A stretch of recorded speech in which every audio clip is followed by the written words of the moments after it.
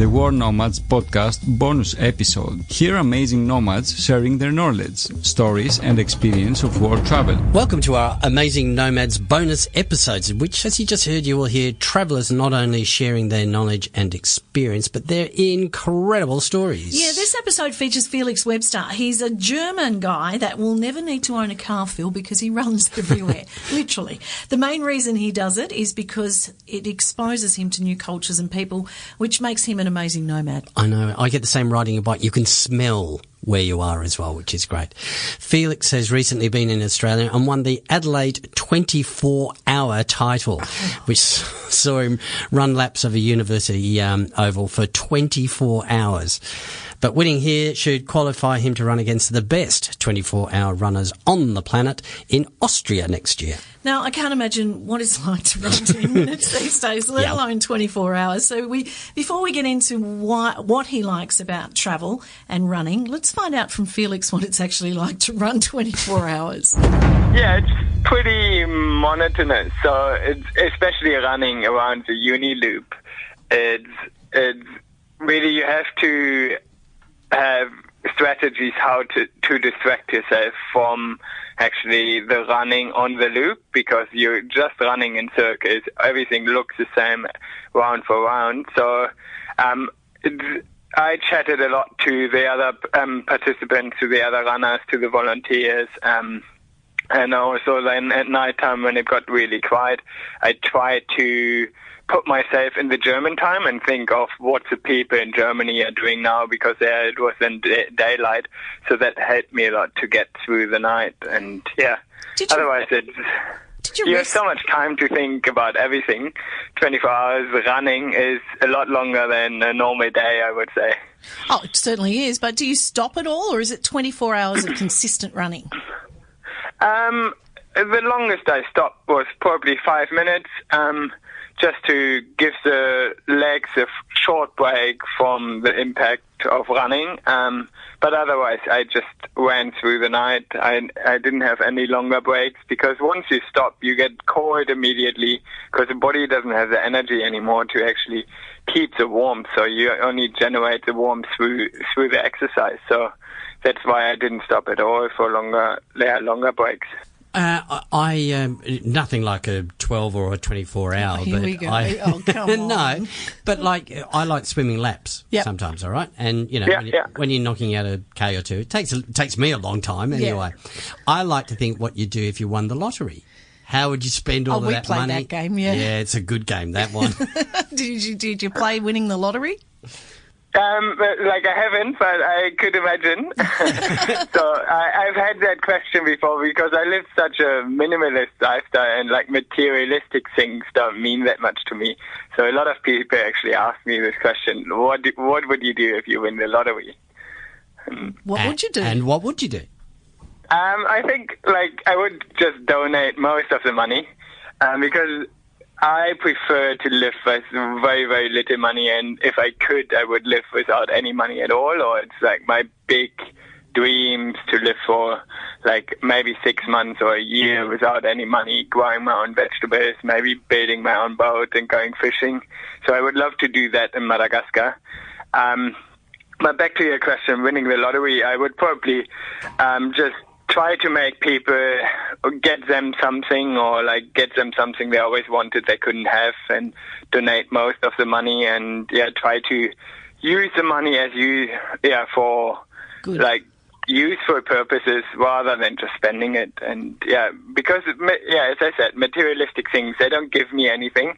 They stress me more than they give me joy. So that's why I would probably give most of it away. Well, let's stay in touch, because I've got a few things that I've always wanted. Yeah,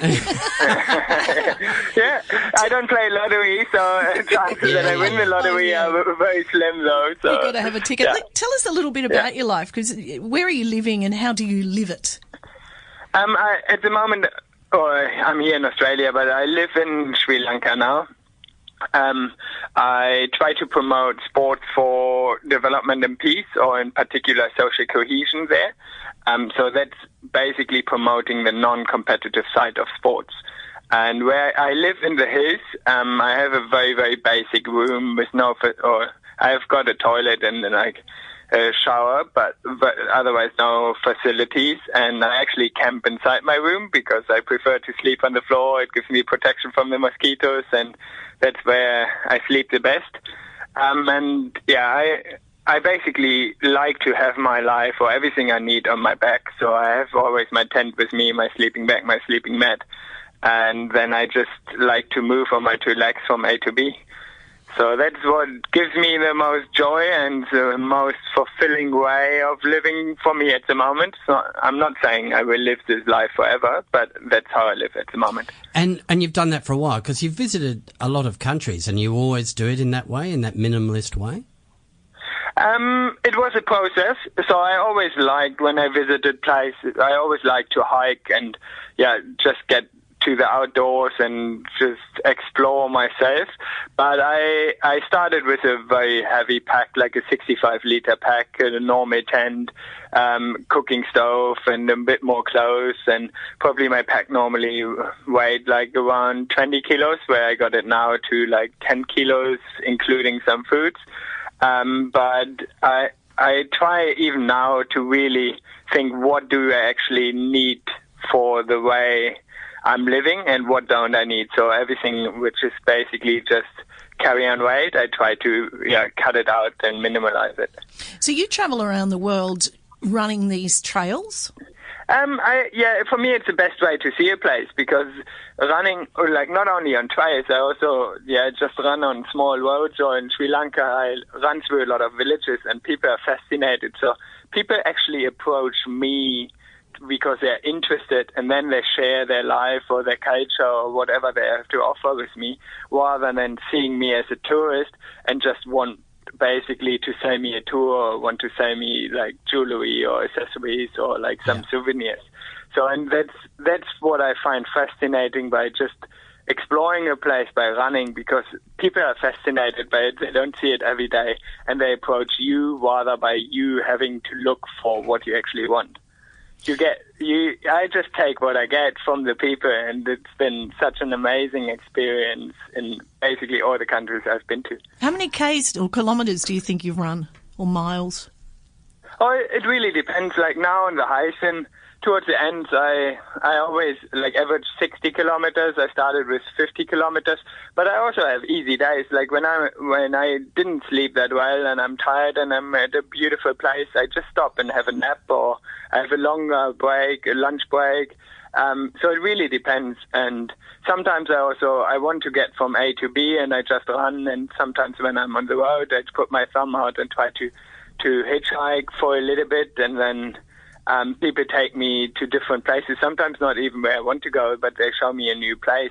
So it really varies how many kilometers I do. But on average, when I train, or I do more than 100 kilometers a week normally, and that goes up to 250, or then on special occasions, like now doing the heysen, like it was up to 400 kilometers. But yeah, that's not a normal week. That's maybe once a year or so. I'm wanting you to do the maths, Phil, because I'm picturing the Earth and just seeing how many times Felix has actually run around it. That's right, yeah. Yeah, I just looked at one of these online applications where it tells you how many kilometers you have run a year, and I think in 2018 I'm at like 5,000 or 6,000 kilometers, and we are halfway through, so I'll probably make it up to maybe 10,000 kilometers. So it would take me just over 4 years to run around the world. But you're not just running point to point. As you say there, you let people lead you off in different directions and show you things. So this is your way of travelling, right? Yes, exactly. So someone said the other day that running, that's all Felix's life is about. And I actually that's not how I feel. I feel running for me is a means to more fulfilling end. So it just provides me opportunities to meet different people, be outdoors, listen to the environment, listen to the birds, to the flora and also fauna. Where sometimes at night you just hear the wind blowing, and that's really, you feel so much more attached to the nature, and you feel you are part of it, rather when you live in a house, you're so isolated from actually your surroundings. So, and this gives me so much, and I feel I sleep better. I'm much more relaxed. I have peace of mind, and I feel I can be myself more than when I'm stuck in a city or in a house where I just feel isolated from my surroundings. But has that ever got you into trouble? I mean, has anybody ever mistaken you for a vagrant or a hobo and tried to, arrest you or move you on? No, not really. Like, I had only a couple of occasions in Sri Lanka when I pitched my tent at night, just like next to a small trail, and they came and tried to move me on, but more because they were concerned about my security. So they said there might be wild animals, they come here. And then it's amazing how generous and welcoming people then can be. So they just offered me to stay at their place, and sometimes they just say, you can camp in my backyard, or they give me a bed, and if you put yourself out there, so you're so exposed to like people and also the environment, and it's just such a fascinating experience because you never know what happens. Like, my days are never the same, and when I wake up in the morning, I often don't know where I will be in the evening, and that fascinates me. But I haven't really had any big problems now. No wild animals, then? You've managed to... No. I've seen wild animals, but I love seeing them from like a certain distance, and I just try to leave them alone and don't distract them or disturb them, and just keep safe distance to them. Phil was hoping for some sort of near miss. Yes, near miss. I love a good near miss. Well, listen, that 24 hours you did in South Australia, has that qualified you to compete in the against some of the best 24-hour runners on the planet? I think it has. I'm not 100% sure about the qualification criteria, but I've been in touch with the German national coach, and I think it has. I'm also now 80% sure that I will do it, the World Championships there next year in Austria. But it's more for me just like a once in a lifetime thing. So it's not that I see a big career in 24-hour running, because it's really not the running I really enjoy. And the preparation now, I spend a lot of time on a running track where normally I would prefer to spend just running through the mountains and through nature rather than spending it on a running track. So I will probably do it, but it will probably be the end of my 24-hour career as well. All right, so let's talk about the travel that you've done whilst running, all right? So where are some of the favourite places you've been? I don't really like comparing places, and I think every place has something special to offer, and you just, if you are open for it and you keep looking for it, you find a special thing or something nice about every place. And there haven't been many places where I could imagine settling down. So Cape Town in South Africa and Hobart in Tasmania, or Tasmania in general, are probably quite special places for me, because they're the only places I could imagine settling down one day. But otherwise, I love mountains, I love beaches, I love every kind of landscapes, and I always try to look for the nice things about a place. And then I haven't been to any place where I would say, oh, I actually regret going to that place, or that place wasn't as nice as I expected it to be. So I'm always open for surprises, and I have actually always been positively surprised by any place I've been to. I imagine the thing that's most pleasing about it, I mean, we're talking about, which place do you like best, but it's probably which people did you meet that you liked best, because it's the people you meet that really make travel, isn't it? It is. It is. I love my quiet time. I love being outdoors, but I also, especially now, the heysen-trail was a very good example for it. I loved the environment. It was beautiful, but what made it really special were the people, accompanying me along and supporting me along and coming out, running with me, bringing me some food and cheering me on and, keeping me going. And I feel there's no country which has better people or worse people. I think you find great people in every place, and if you have if you are open for meeting new people, then you also people come to you and a lot more open to share with you about their cultures, about their lives, and offer you a lot more. And yeah, that's like, I can't tell you that there's one place I like more than any other, but every place has been great with people as well.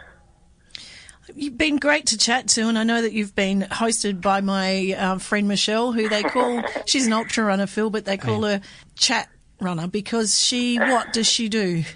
Oh, I think she, like, I distinguish between the competitive side of running, which I did on the uni loop for the 24 hours, and the social side where you just enjoy it and you chat to other people. And I think she just runs for the social side. She loves to chat. She loves to meet people. She just cheers everyone in.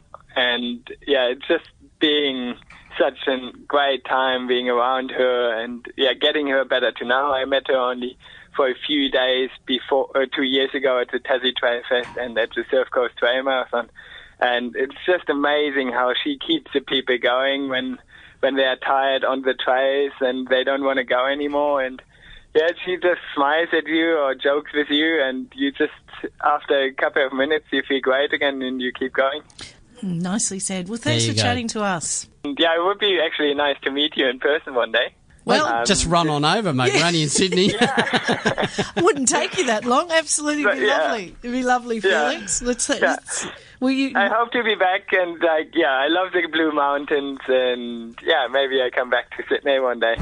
Now, we won't see Felix in Sydney next week, but he will reappear on next week's podcast, Phil, featuring Sri Lanka. Okay. Where he will, in his words, share his views on the beauty of the island. And you would have heard in that podcast that he lives in a tent there.